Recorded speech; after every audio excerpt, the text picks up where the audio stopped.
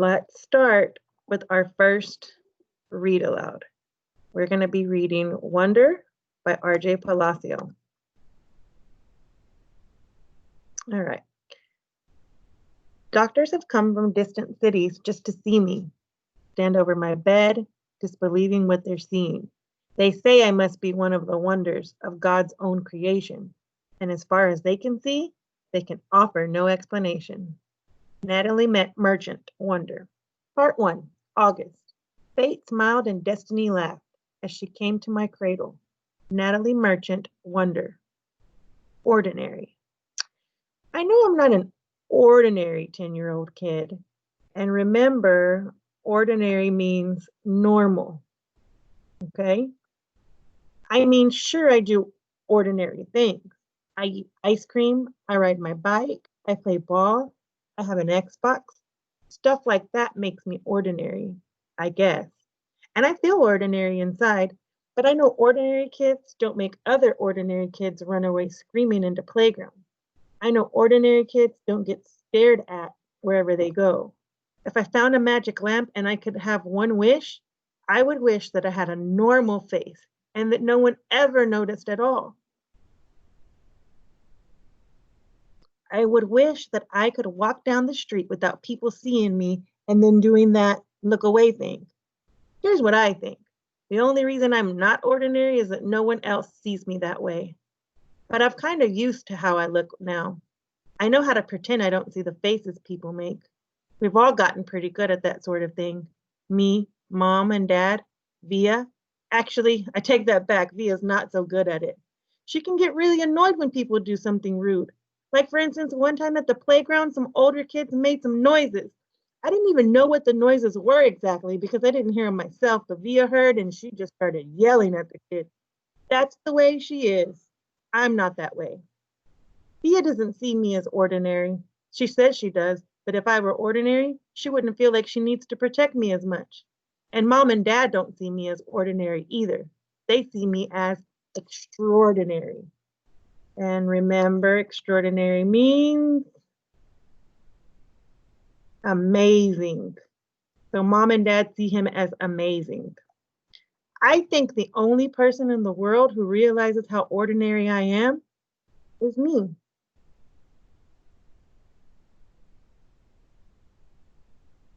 Why I didn't go to school. Oh, sorry, he says, my name is August, by the way. I won't describe what I look like. Whatever you're thinking, it's probably worse. So, why I didn't go to school. Next week, I start 5th grade. Since I've never been to real school before, I'm pretty much totally and completely petrified. And we remember from our lesson that petrified means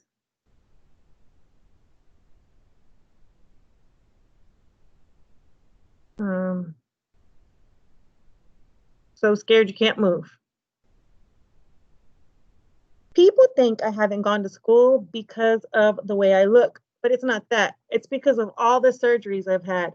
27 since I was born. The bigger ones happened before I was even 4 years old, so I don't remember those. But I've had 2 or 3 surgeries every year since then. Some big, some small. And because I'm little for my age and have some other medical mysteries the doctors never really figured out, I used to get sick a lot. That's why my parents decided it was better if I didn't go to school. I'm much stronger now, though. The last surgery I had was 8 months ago, and I probably won't have to have any more for another couple of years. Mom homeschools me. She used to be a children's book illustrator. She draws really great fairies and mermaids. Her boy stuff isn't so hot, though. She once tried to draw me a Darth Vader, but it ended up looking like some weird mushroom-shaped robot.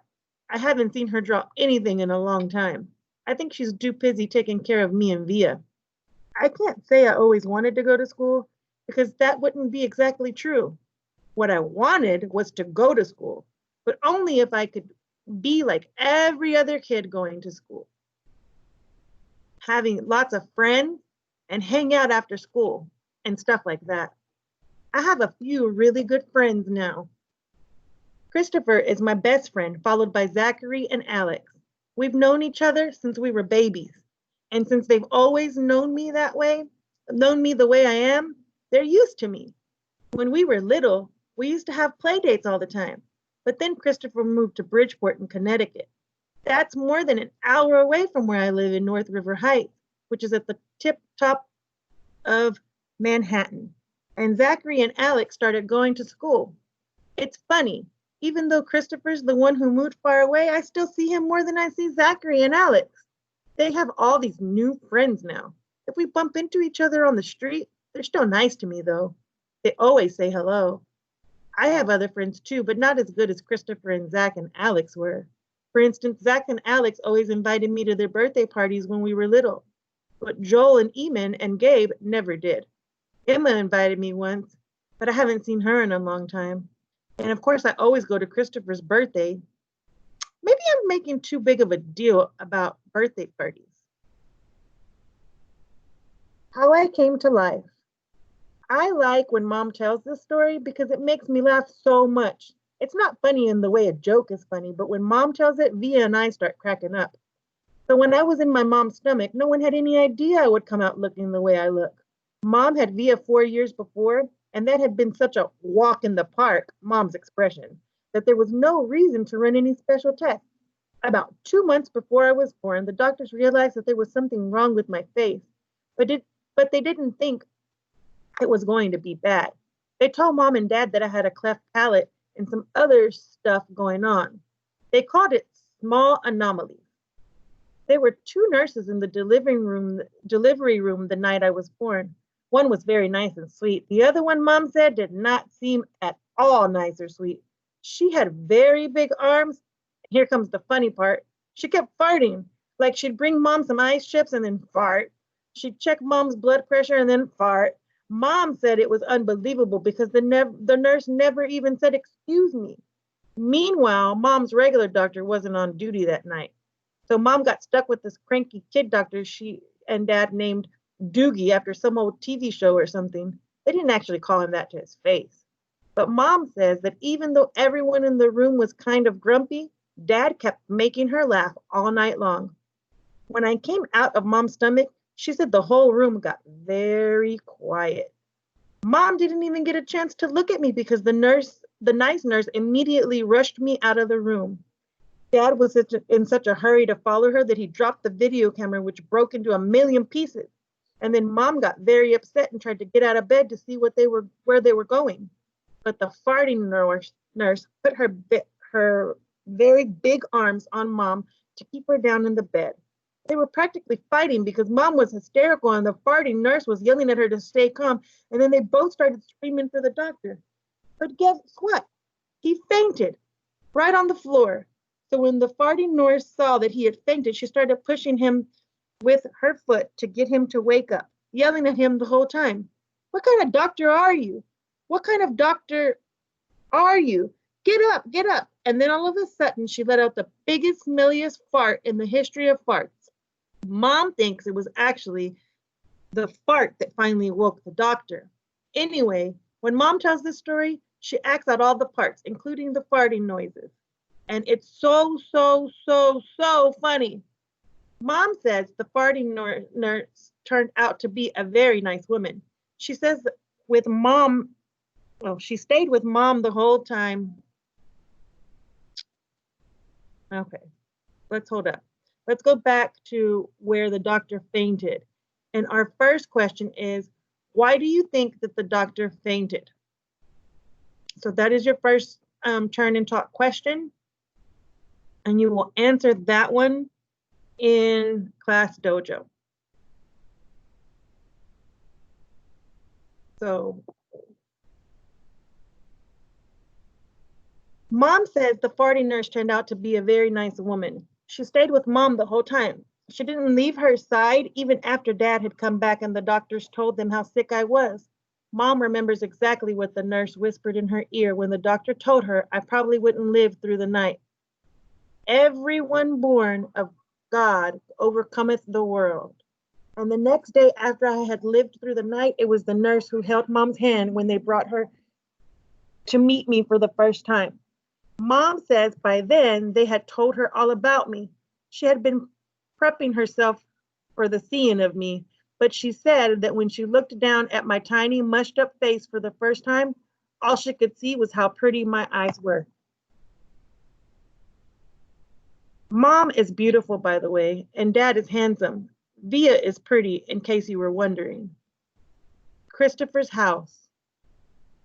I was really bummed when Christopher moved away 3 years ago. We were both around 7 then. We used to spend hours playing with our Star Wars action figures and dueling with our lightsabers. I miss that.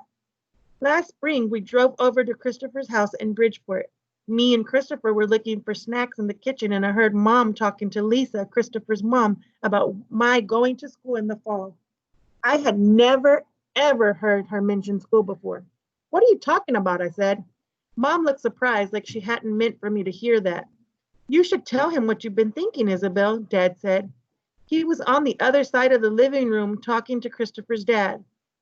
We should talk about this later, Mom said. No, I want you to know what you were talking about, I answered. Don't you think you're ready for school, Augie? Mom said. No, I said. I don't either, said Dad. Then that's it. Case closed, I said, shrugging, and I sat in her lap like I was a baby. I just think you need to learn more than I can teach you, Mom said. I mean, come on, Augie. You know how bad I am at fractions. What school? I said. I already felt like crying. Beecher Prep, right by us. Wow, that's a great school, Augie, said Lisa, patting my knee. Why not Via School? I said. It's too big, Mom said. I don't think that would be a good fit for you. I don't want to, I said. I admit, I made my voice sound a little babyish. You don't have to do anything you don't want to do, Dad said, coming over and lifting me out of Mom's lap. He carried me over to sit on his lap on the other side of the sofa. We won't make you do anything you don't want to do. But it would be good for him, Nate, Mom said. Not if he doesn't want to, answered Dad, looking at me. Not if he's not ready. I saw Mom look at Lisa, who reached over and squeezed her hand. You guys will figure it out, she said to Mom. You always have. Let's just talk about it later, said Mom. I could tell she and Dad were going to get in a fight about it. I wanted Dad to win the fight, though a part of me knew Mom was right. And the truth is, she really was terrible at fractions. Driving. It was a long drive home. I fell asleep in the back seat like I always do, on my head on Via's lap like she was my pillow. A towel wrapped around the seatbelt so I could drool all over her. Via fell asleep too, and Mom and Dad talked quietly about grown-up things I didn't really care about. I don't know how long I was sleeping, but when I woke up, there was a full moon outside the car window. It was a purple night, and we were driving on a highway full of cars. And then I heard Mom and Dad talking about me. We can't keep protecting him, Mom whispered to Dad, who was driving. We can't just pretend he's going to wake up tomorrow and this isn't going to be his reality. Because it is, Nate, and we have to help him learn to deal with it. We can't just keep avoiding situations that. So we're sending him off to middle school like a lamb to slaughter, Dad answered angrily. But he didn't even finish his sentence because he saw me in the mirror looking up. And remember, slaughter means butcher. What's a lamb to slaughter? I asked sleepily. Go back to sleep, Augie, Daddy said softly. Everyone will stare at me at school, I said, suddenly crying. Honey, Mom said. She turned around in the front seat and put her hand on my hand. You know, if you don't want to do this, you don't have to. But we spoke to the principal there and told him about you, and he really wants to meet you. What did you tell him about me? How funny you are and how kind and smart. When I told him you read Dragon Rider when you were 6, he was like, wow, I have to meet this kid. Did you tell him anything else? I said. Mom smiled at me. Her smile kind of hugged me. I told him about all your surgeries and how brave you are, she said. So he knows what I look like, I asked. Well, we bought pictures from last summer in Montauk, Dad said. We showed him pictures of the whole family and that great shot of you holding the flounder on the boat. You were there too? I have to admit I felt a little disappointed that he was part of this. We both talked to him, yes, Dad said. He's a really nice man. You would like him, Mom added. Suddenly it felt like they were on the same side. Wait, so when did you meet him? I said. He took us on a tour of school last year, Mom said. Last year? I said. So you've been thinking about this for a whole year and you didn't tell me. We didn't know if you'd even get in, Augie, answered Mom. It's a very hard school to get into. There's a whole admissions process. I didn't see the point of telling you and having you get all worked up unnecessarily. But you're right, Augie. We should have told you when we found out last month that you got in, said Dad. In hindsight, sighed Mom, yes, I guess. Did that lady who came to the house that time have something to do with this, I said? The one that gave me that test? Yes, actually, said Mom, looking guilty, yes. You told me it was an IQ test, I said. I know, well, that was a white lie, she answered. It was a test you needed to take to get into the school. You did very well on it, by the way. So you lied, I said. A white lie, but yes, sorry, she said, trying to smile. But when I didn't smile back, she turned around in her seat and faced forward. What's a lamb to slaughter, I said. Mom sighed and gave Daddy a look. I shouldn't have said that, Dad said, looking at me in the rearview mirror. It's not true. Here's the thing. Mommy and I love you so much, we want to protect you in any way we can. It's just sometimes we want to do it in different ways. I don't want to go to school, I answered, folding my arms. It would be good for you, Augie, said Mom. Maybe I'll go next year, I answered, looking out the window. This would be better, Augie. No, this year would be better, Augie, said Mom. You know why? Because you'll be going into the 5th grade, and that's the first year of middle school for everyone. You won't be the only new kid. I'll be the only kid who looks like me, I said. I'm not going to say it won't be a big challenge for you because you know better than that, she answered. But it'll be good for you, Augie. You'll make lots of friends and you'll learn things you'd never learn with me. She turned in her seat again and looked at me. When we took the tour, you know what they had in their science lab? A little baby chick that was just hatching out of its egg. It was so cute, Augie. It kind of actually reminded me of you when you were a little baby with those big brown eyes of yours. I actually love when they talk about when I was a baby. Sometimes I want to curl up in a tiny ball and let them hug me and kiss me all over. I miss being a baby, not knowing stuff, but I wasn't in the mood for that now. I don't want to go, I said. How about this? Can you at least meet Mr. Tishman before making up your mind, Mom asked. Mr. Tushman, I said. He's the principal, answered Mom. Mr. Tush? Man? I repeated. I know, right? Dad answered, smiling and looking at me in the rearview mirror. Can you believe that name, Augie? I mean, who on earth would ever agree to have a name like Mr. Cushman? I smiled even though I didn't want to let him see me smile. Dad was the one person in the world who could make me laugh no matter how much I wanted to cry. Dad always made everyone laugh. Augie, you know you should go to that school just so you can hear his name said over the loudspeaker, Dad said excitedly. Can you imagine how funny that would be? Hello, hello, paging Mr. Tishman. He was using a fake high old lady voice.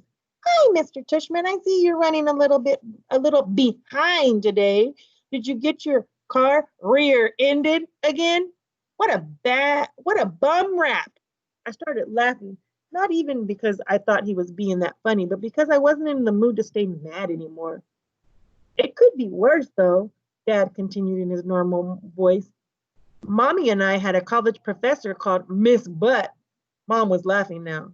Is that for real? I said. Roberta Butt, Mom answered, raising her hand as if to swear. Bobby Butt. She had huge cheeks, said Dad. Nay, said Mom. What? She had big cheeks, that's all I'm saying. Mom laughed and shook her head at the same time. Hey, I know, said Dad excitedly. Let's fix them up on a blind date. Can you imagine Miss Butt meet Mr. Cushman? Mr. Cushman, here's Miss Butt. They could get married and have a bunch of little tushies.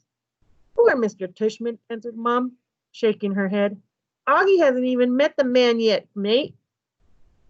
Who's Mr. Tushman? Via said groggily. She had just woken up. He's the principal of my new school, I answered.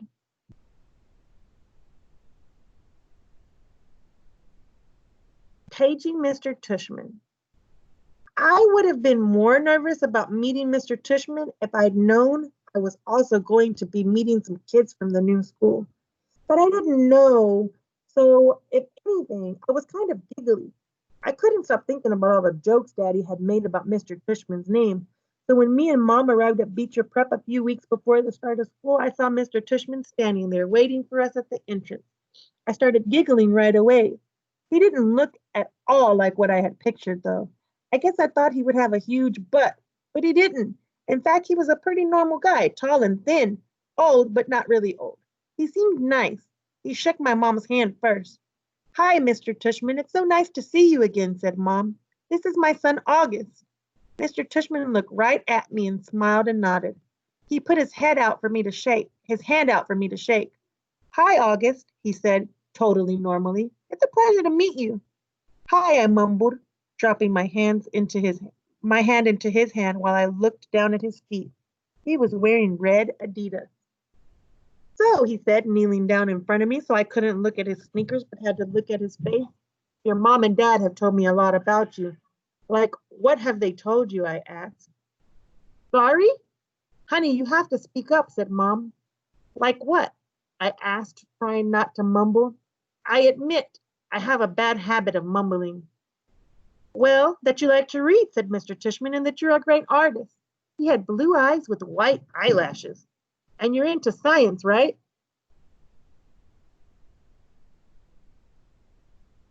Uh-huh, I said, nodding. We have a couple of great science electives at Beecher, he said. Maybe you'll take one of them. Uh-huh, I said, though I had no idea what an elective was. So are you ready to take a tour? I mean, wait. You mean we're doing that now, I said. Do you think we're going to the movies, he answered, smiling as he stood up. Did you think we were going to the movies, he answered, smiling as he stood up. You didn't tell me we were taking a tour, I said to Mom in my accusing voice. Augie, she started to say. It'll be fine, August, said Mr. Tishman, holding his hand out to meet me. I promise. I think he wanted me to take his hand, but I took Mom's instead. He smiled and started walking toward the entrance. Mommy gave my hand a little squeeze, though I don't know if it was an I love you squeeze or an I'm sorry squeeze. Probably a little of both. The only school I'd ever been inside before was Via's. When I went with Mom and Dad to watch Via sing in spring concerts and stuff like that. The school was very different. It was smaller. It smelled like a hospital.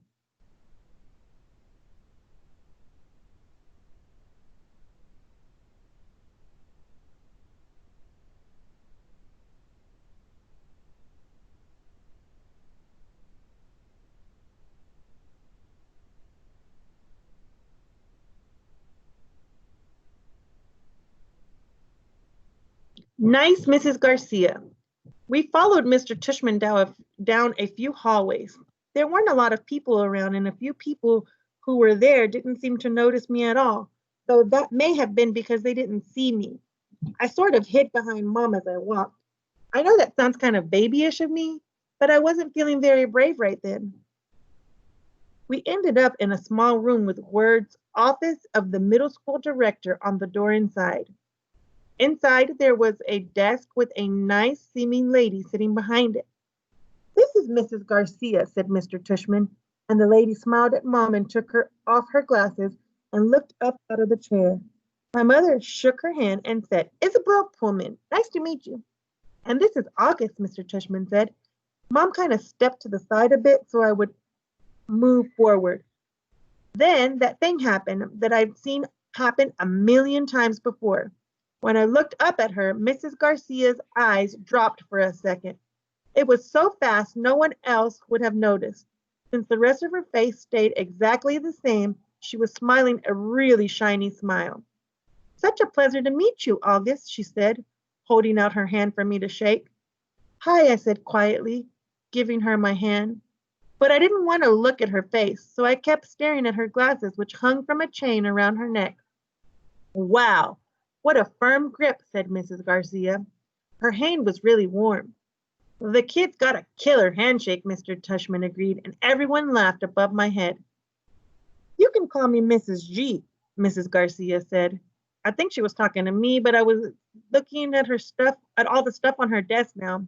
That's what everyone calls me, Mrs. G. I forgot my combination. Mrs. G, I need a late pass.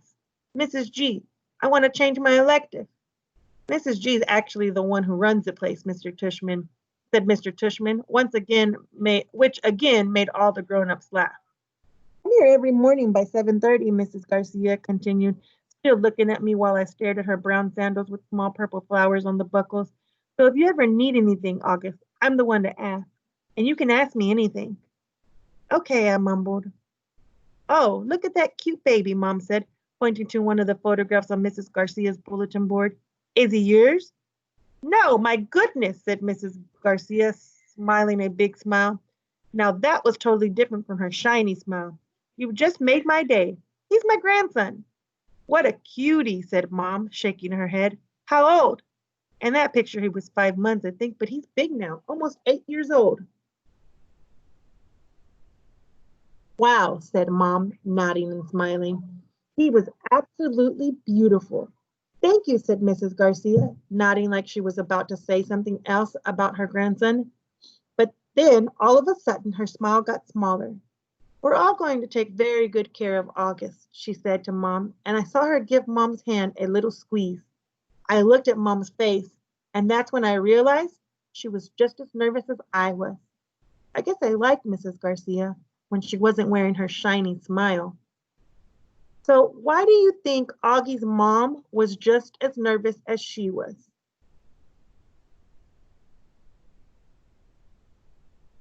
Jack, Will, Julian, and Charlotte.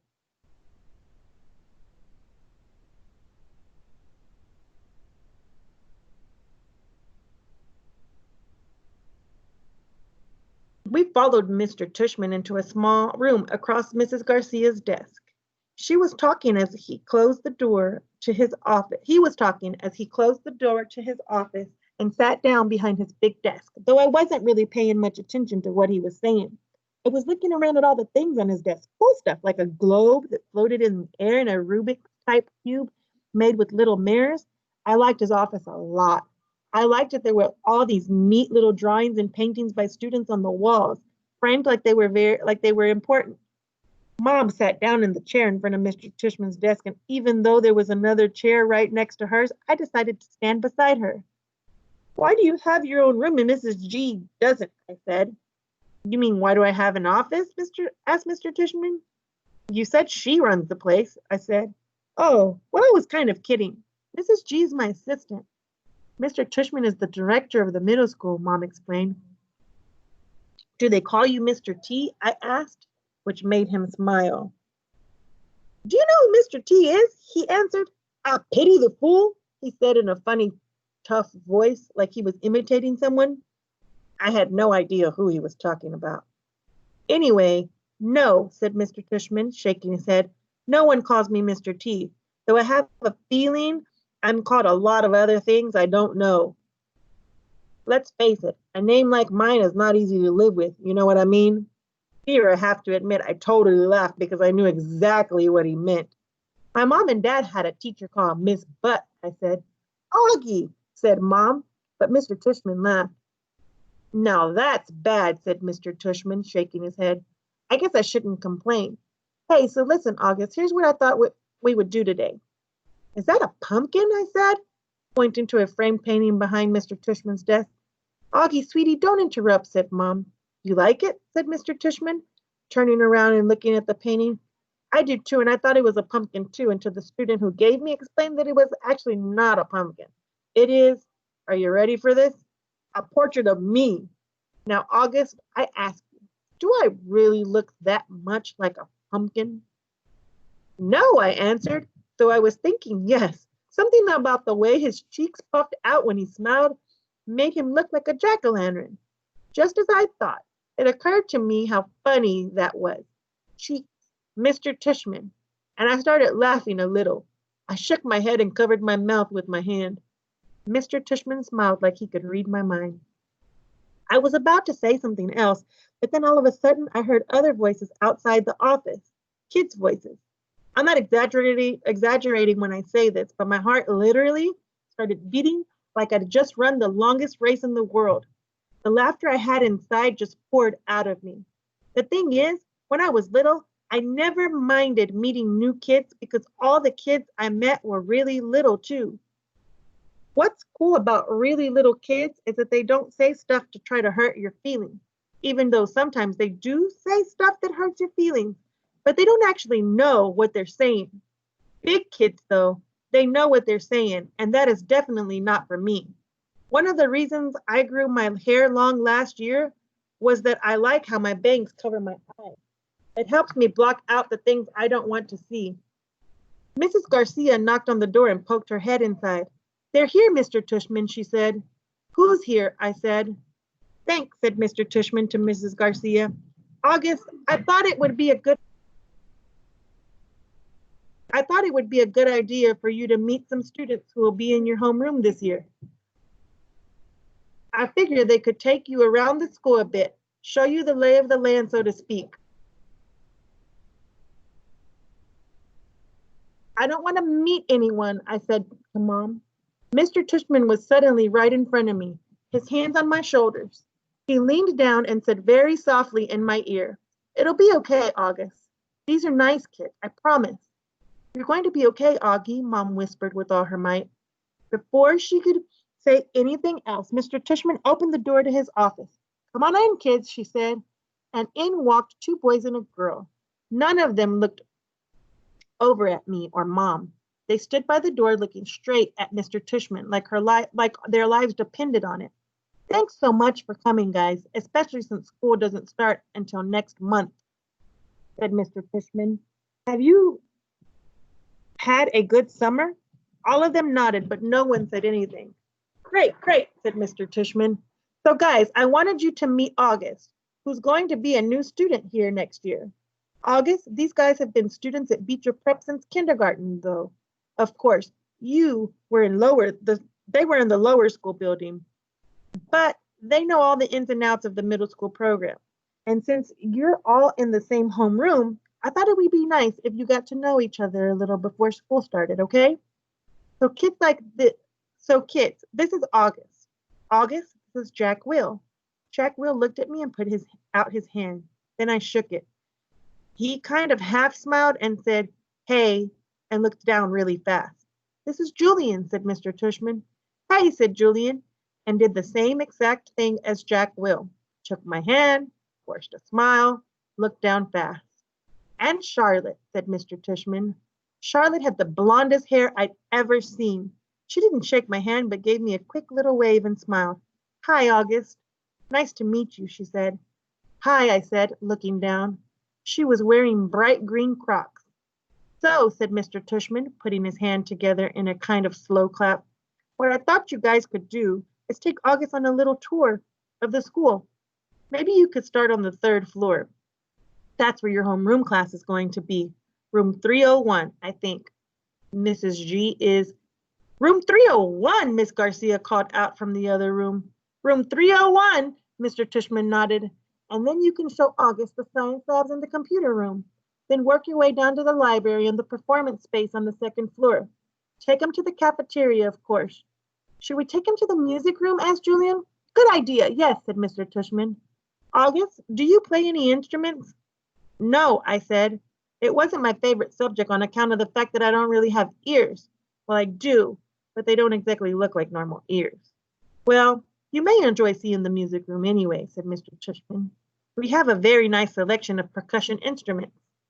August, you've been wanting to learn to play the drums, Mom said, trying to get me to look at her, but my eyes were covered with my bangs, so I stared at a piece of old gum that was stuck on the bottom of Mr. Tushman's desk.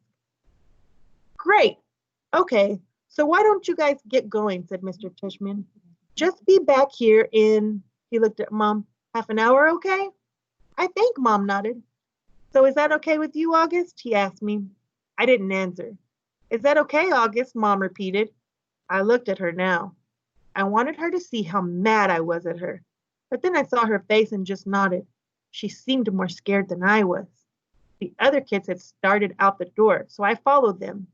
See you soon, said Mom, her voice sounding a little higher than normal. I didn't answer her.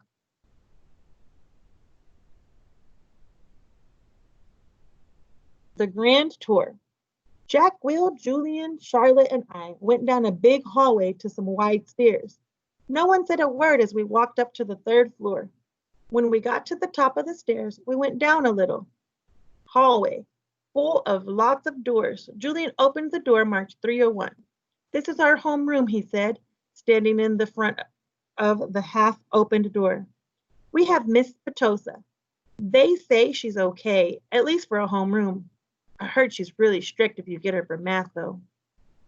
That's not true, said Charlotte. My sister had her last year, and she said she's totally nice. Not what I heard, answered Julian, but whatever. He closed the door and continued walking down the hallway.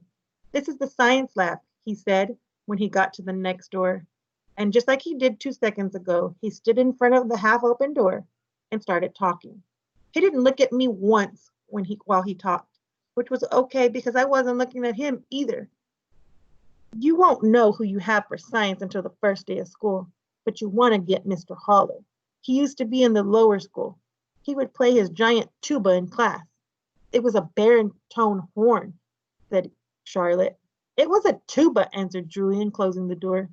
Dude, let him go inside so he can check it out, Jack Will told him, pushing past Julian and opening the door. Go inside if you want, Julian said. It was the first time he looked at me. I shrugged, walked over to the door. Julian moved out of the way quickly, like he was afraid I might accidentally touch him as I passed him. Nothing much to see, Julian said, walking in after me. He started pointing to a bunch of stuff around the room. That's the incubator. That big black thing is at the chalkboard. These are desks. These are chairs. Those are Bunsen burners. This is a gross science poster. This is chalk. This is the eraser. I'm sure he knows what an eraser is, Charlotte said, sounding a little like Via. How would I know what he knows, Julian answered. Mr. Tishman said he's never been to school before.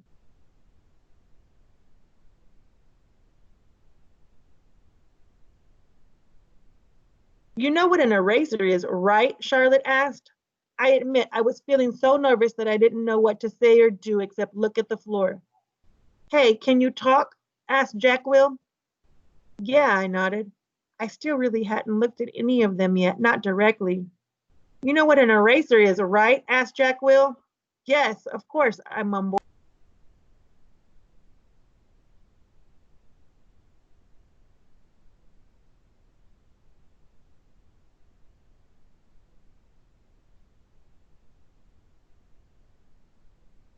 I told you there was nothing to see in here, said Julian, shrugging. I have a question, I said, trying to keep my voice steady. What exactly is a homeroom? Is it like a subject? No, that's just your group, explained Charlotte, ignoring Julian's smirk. It's like where you go when you get to school in the morning, and your homeroom teacher takes attendance and stuff like that. In a way, it's your main class, even though it's not really a class. I mean, it is a class, but I think he gets it, Charlotte, said Jack Will. Do you get it? Charlotte asked me. Yeah, I nodded at her. Okay, let's get out of here, said Jack Will, walking away. Wait, Jack, we're supposed to be answering questions, said Charlotte. Jack Will rolled his eyes a little as he turned. Do you have any more questions? He asked.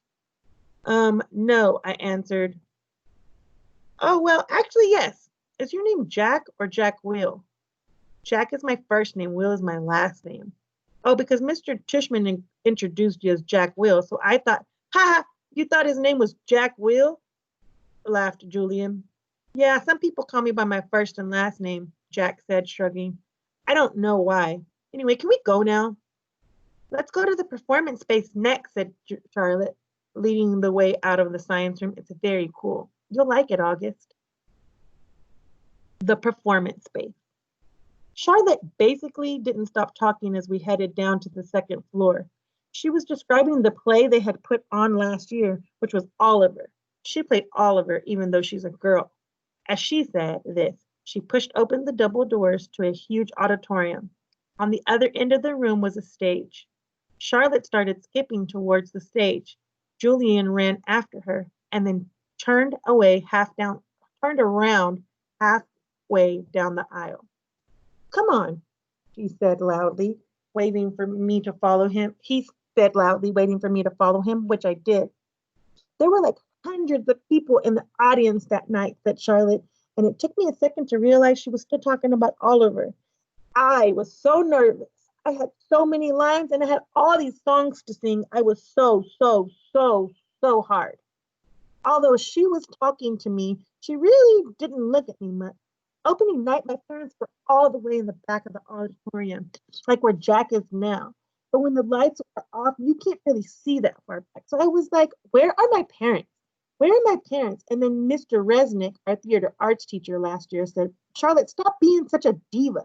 And I was like, okay. And then I spotted my parents and I was totally fine. I didn't forget a single line.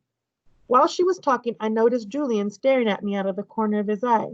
This is something I see people do a lot with me. They think I don't know they're staring, but I can tell from the way their heads are tilted. I turned around to see where Jack had gone. He had stayed in the back of the auditorium like he was bored. He put on a play every year. We put on a play every year, said Charlotte. I don't think he's going to want to be in a school play, Charlotte, said Julian sarcastically. So our next turn and talk question would be, what can you infer is the reason why Julian thinks Augie wouldn't want to be in the play? You can be in the play without actually being in the play, Charlotte answered, looking at me. You can do the lighting. You can paint backdrops. Oh yeah, whoopee, said Julian, twirling his finger in the air. But you don't have to take the theater arts elective if you don't want to, Charlotte said, shrugging. There's a dance or chorus or band. There's leadership. Only dorks take leadership, Julian interrupted. Julian, you're being so obnoxious, said Charlotte, which made Julian laugh. I'm taking the science elective, I said. Cool, said Charlotte. Julian looked directly at me. The science elective is supposedly the hardest elective of all, he said. No offense, but if you've never, ever been in a school before, why do you think you're suddenly going to be smart enough to take the science elective? I mean, have you ever even studied science before? Like real science? Not like the kind you do in KIT. Yeah, I nodded. He was homeschooled, Julian, said Charlotte. So teachers come to his house? Asked Julian, looking puzzled. No, his mother taught him, answered Charlotte. Is she a teacher? Julian said. Is your mom a teacher? Charlotte asked me. No, I said. So she's not a real teacher, said Julian, as if this proved his point. That's what I mean. How can someone who's not a real teacher actually teach science? I'm sure you'll do fine, said Charlotte, looking at me. Let's just go to the library now, Jack called out, sounding really bored. Why is your hair so long? Julian asked me. He sounded like he was annoyed. I didn't know what to say, so I just shrugged. Can I ask you a question? He said. I shrugged again. Didn't he just ask me a question? What's the deal with your face? I mean, were you in a fire or something? Julian, that's so rude, said Charlotte. I'm not being rude, said Julian. I'm just asking a question. Mr. Tishman said we could ask questions if we wanted to. Not rude questions like that, said Charlotte. Besides, he was born like that. That's what Mr. Tishman said. You just weren't listening. I was so listening, said Julian. I just thought maybe he was in a fire, too. Geez, Julian, said Jack, just shut up. Just shut up, Julian yelled. Come on, August, said Jack. Let's just go to the library already. I walked towards Jack and followed him out of the auditorium. He held the double doors open for me, and as I passed by, he looked at me right in the face, kind of daring me to look back at him, which I did. Then I actually smiled. I don't know. Sometimes when I have the feeling like I'm almost crying, I can turn it into an almost laughing feeling. And that must have been the feeling I was having then, because I smiled almost like I was going to giggle. The thing is, Because of the way my face is, people don't know me very well. People who don't know me very well don't always get that I'm smiling. My mouth doesn't go up at the corners the way other people's mouths do. It just goes straight across my face. But somehow, Jack Will got that I had smiled at him, and he smiled back. Julian's a jerk, he whispered before Julian and Charlotte reached us. But dude, you're going to have to talk, he said this seriously, like he was trying to help me. I nodded as Julian and Charlotte caught up with us. We were all quiet for a second, all of us just kind of nodding, looking at the floor. Then I looked up at Julian. The word supposedly, I said. By the way, I said. What are you talking about? You said supposedly before, I said. I did not. Yeah, you did, Charlotte nodded. You said science elective is supposedly really hard. I heard you. I absolutely did not, he insisted. Whatever, said Jack. Let's go. Yeah, let's just go, agreed Charlotte, following Jack down the stairs to the next floor. I started to follow her, but Julian cut right in front of me, which actually made me stumble backwards. Oops, sorry about that, said Julian, but I could tell from the look that he wasn't really sorry at all.